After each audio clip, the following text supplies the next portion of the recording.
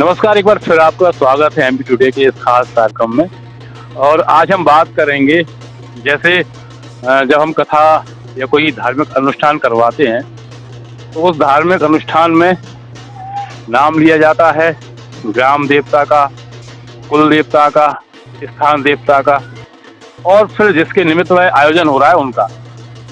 कोई कुल देवी ग्राम देवता से लेकर जब वह पूरे देश में एक देवता के रूप में अपनी पहचान बना ले और वहां पर लाखों लोगों की श्रद्धा उस स्थान से जुड़ जाए और लाखों लोग मेला वहां पर लगने लगे लाखों लोगों का, तो ये बहुत बड़ी बात हो जाती है।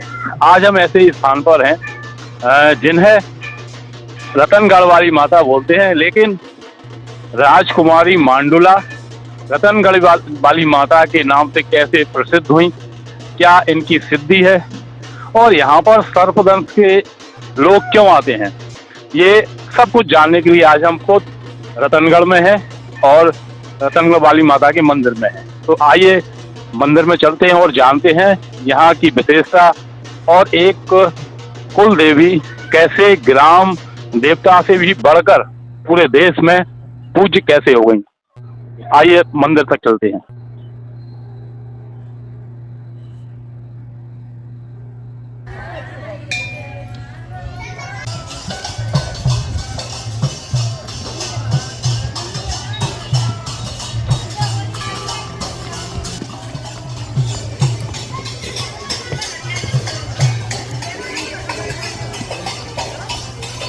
रतनगढ़ वाली का जो मंदिर है उसका इतिहास बहुत पुराना है। इतिहास में अगर हम देखें तो महमूद खिलजी ने यहाँ पर आक्रमण किया लगभग 14वीं शताब्दी में, और यहाँ के राजा थे परमार वंश के राजा रतन सिंह, उन पर आक्रमण किया और उनकी बेटी थी राजकुमारी मांडुला, कुंवर देव उनके पुत्र थे। हालांकि 5 पुत्र और भी थे उनके जिन्होंने युद्ध किया, वीरगति को प्राप्त हुए, लेकिन देवी मांडुला ने यहाँ पर जौहर किया और कुंवर देव उनकी सुरक्षा करते करते वीरगति को प्राप्त हुए।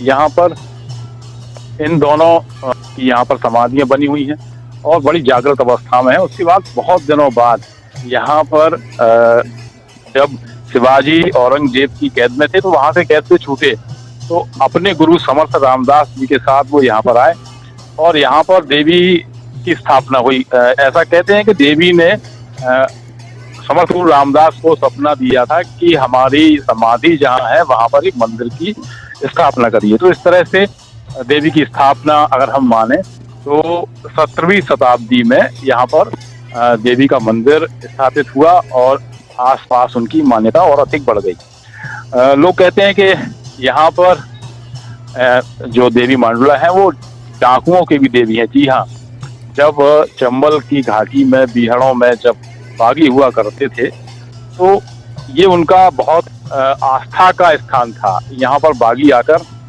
घंटा चढ़ाया करते थे, देवी की पूजा करते थे, तो अक्सर यहाँ पर बागियों का, डाकुओं का मूवमेंट बना रहता था। इसके साथ साथ सर्पदंश के लोग भी यहाँ पर आते हैं, जिनको सांप या विषैले जो जीव जंतु होते हैं वो काट लेते हैं, तो वो यहाँ पर आकर उनके नाम का बंद पहले जब काटते हैं तब लगा लेते हैं और फिर यहाँ पर आकर उनको यहाँ बड़ी राहत मिलती है। जैसे नदी के अंदर निकलना हो जाता है, क्योंकि ये स्थान जो है वो सिंध नदी के किनारे पर है। तो इस तरह से लोगों के अलग अलग तरह से अलग अलग विषयों से यहाँ पर लोगों की आस्था जुड़ी हुई है। अक्सर दीपावली और होली की दोष पर यहाँ पर बहुत बड़ा मेला लगता है, लाखों लोग आते हैं।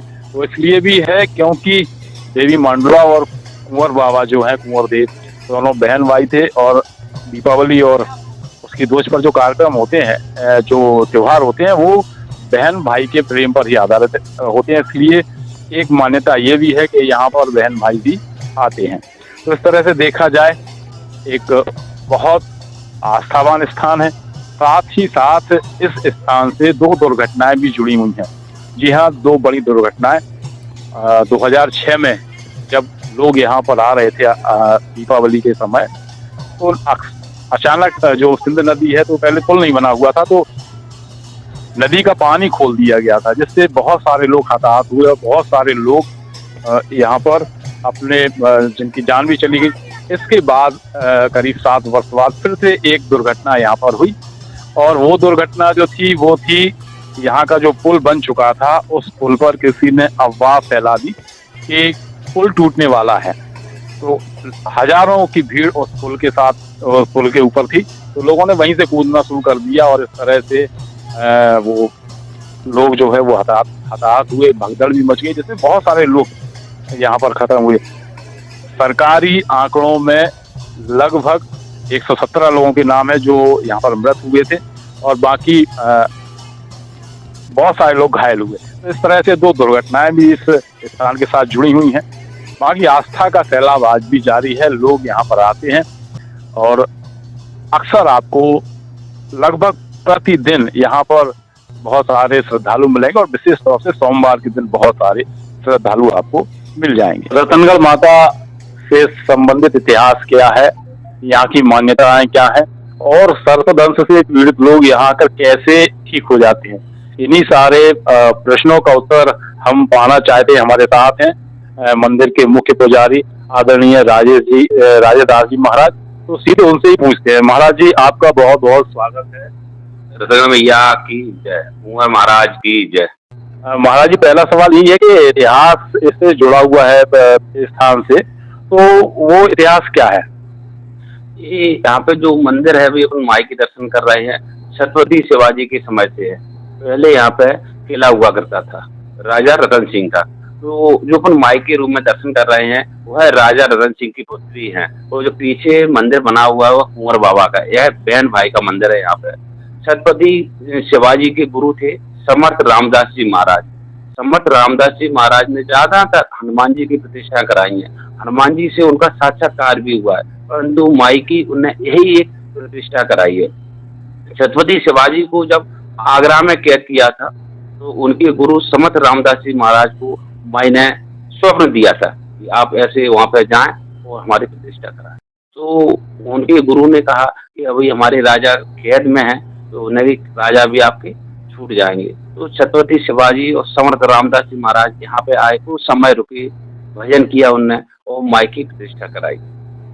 उसी समय से यहाँ पे पहले जंगल हुआ करता था, लोगों का आना जाना कम था।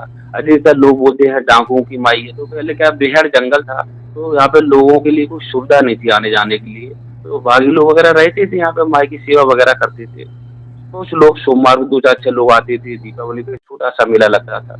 अब माई की कृपा से यहाँ पे बहुत बड़ा विशाल मेला लग रहा है, और प्रशासन ने भी लोगों को आने जाने के लिए बहुत ही सुविधा दी है। लाइट की अच्छी पर्याप्त व्यवस्था है, पानी की व्यवस्था है, रोडें भी हैं। तो यहाँ पे लोग आते हैं, माई के दर्शन करते हैं। जिन माँ बहन भाइयों को सर्प डस लेते हैं या जहरीले जीव जंतु, सर्प है, बिच्छू जो भी खा लेते हैं, काट लेते हैं, वह माई के नाम की भभूति लगा देते, बंद लगा देते। वह ऐसे लगाया जाता है जहाँ भी जहरीले जीव काटते हैं वहीं से मिट्टी हो, धूल हो, भभूत हो, जो भी है, माई के नाम की उस जगह पर लगा देते। वह व्यक्ति माई के आशीर्वाद से, माई की कृपा से उसी समय स्वतः ठीक हो जाता है। फिर उस व्यक्ति को ध्वज के दिन, दीपावली की ध्वज पड़ती है, तो उस दिन माई के दर्शन के लिए आया जाता है। जैसे ही माई के प्रांगण में नदी के पास से उधर ग्वालियर रोड से आते, जैसे माई का क्षेत्र लगता है, वहां से वह व्यक्ति गैरोस हो जाता है, मुंह से झाग आने लगता है। जैसे लोग सर काटते हैं उसी समय ऐसे व्यक्ति हो जाता है। फिर प्रशासन ने उनको लाने के लिए स्ट्रेचर की व्यवस्था की है। 4 लोग उस व्यक्ति को स्ट्रेचर पर रख करके लाते हैं, और माई की नीचे से परिक्रमा कराने के बाद में कुंवर बाबा के स्थान पर वह व्यक्ति लाया जाता है। कुंवर बाबा के स्थान पर जैसे ही व्यक्ति आता है, तो कुंवर बाबा के आशीर्वाद से, माई की कृपा से वह व्यक्ति ठीक हो जाता है। इसी प्रकार जानवरों को भी सब डस लेते हैं, तो जानवरों के भी बंद लगा देते हैं। वो जानवरों को तो नहीं ला सकते, उनकी रस्सी लाती है, रस्सी चैन जो भी बंधे रहती हैं, उन रस्सी को लाते हैं। जैसे ही कुंवर बाबा समुद्रा रखते हैं, तो वह रस्सी सब की तरह रेंगती है, उनका भी बंद और उनका जहर उसी दिन से बिल्कुल साफ हो जाता है। उसी प्रकार लोग जो परेशान होते हैं, जैसे जिन माता बहन के बच्चे नहीं हो रहे, और भी कई समस्या रहती है, वो जिसका व्यापार नहीं चल रहा है, नौकरी नहीं लग रही, वो माई के दर्शन लाभ से उन सभी को आराम मिल रहा है। अरे एक बात और बताएं आप कि ये कब पता चला कि यहाँ पर सर्पदंश अगर किसी को हो जाए, कुछ किसी को सांप काट ले या जहरीले जीव काट लें, तो माई की बंद से वो ठीक हो जाएंगे। ये कब पता चला, आपकी नॉलेज में है? माई की कृपा से हमको यहाँ माई की सेवा में 5वीं पीढ़ी हो गई है। तो हमने अपने पूर्वजों से, बाबा से, बाबा के पिताजी से ऐसे सुना है। पहले क्या है, यहाँ पे कोई रास्ता नहीं थी, नदी थी। तो नदी में पानी अधिक हो और जिसको सर्प ने काटा हो, तो न पानी का और काटने वाला बैर होता है, यानी वो व्यक्ति पानी में डूबा है तो मर भी सकता है। एक समय क्या हुआ, नदी बहुत अधिक आ गई थी, तो गांव के लोग सभी बाबा के पास में आए, तो बोले उधर सब बारिश लेते हैं। तो बाबा ने यहीं से बहुत को फेंका था, उधर उन लोगों का जहर खत्म हो गया था। और उन्हीं के मुंह से मैंने ऐसा सुना है कि कुंवर महाराज को ऐसा आशीर्वाद था कि वो शिकार के लिए जाते थे, तो जहरीले जीव जंतुओं का जहर खत्म हो जाता था। तो उससे तो सभी जहरीले जीव जंतु बहुत परेशान होने लगे। उनने माँ भगवती से प्रार्थना की, हे माँ, अगर ऐसे जो शिकार के लिए कुंवर साहब आएंगे तो हमारे सारे जहर ही खत्म हो जाएंगे, तो आप कुछ वरदान हमको दो। तो उन्होंने कहा, आप जिसको भी डसेंगे वो इनकी कृपा से स्वतः ही वो व्यक्ति ठीक हो जाएगा।